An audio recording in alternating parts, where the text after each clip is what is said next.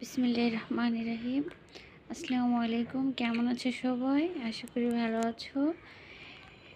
আমি আজকে করাবো 3.1 1 নংয়ের ঘ নাম্বার অঙ্ক।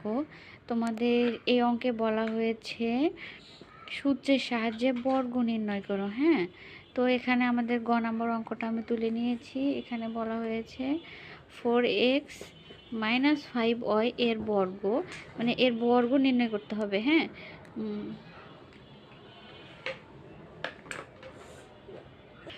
তো দেখো, বর্গ নির্ণয় সূত্র আমরা কি জানি।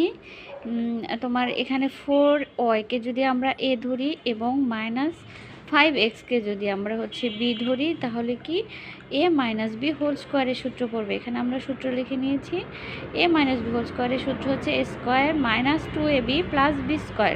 তাহলে দেখো, 4y-কে আমরা a ধরবো, -5x-কে আমরা b ধরবো, আর এই বর্গের কারণে এখানে স্কোয়ারটা হবে।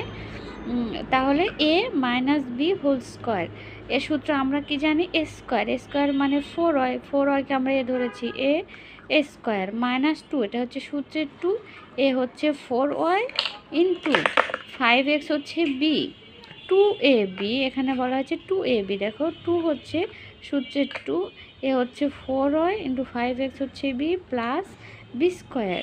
b স্কোয়ার হচ্ছে 5x, তার উপর স্কোয়ার। এখন 4y-কে এটার তো বর্গ করা আছে, তাহলে কি 4-কে 4 দ্বারা গুণন, 4 4 4 16 y, তারপর স্কোয়ার মাইনাস, দেখো 4 5 20, 20 দুগুণে 40 এক্স ওয়াই প্লাস হচ্ছে 5 5 25 এক্স স্কোয়ার। আশা করি বুঝতে পেরেছো।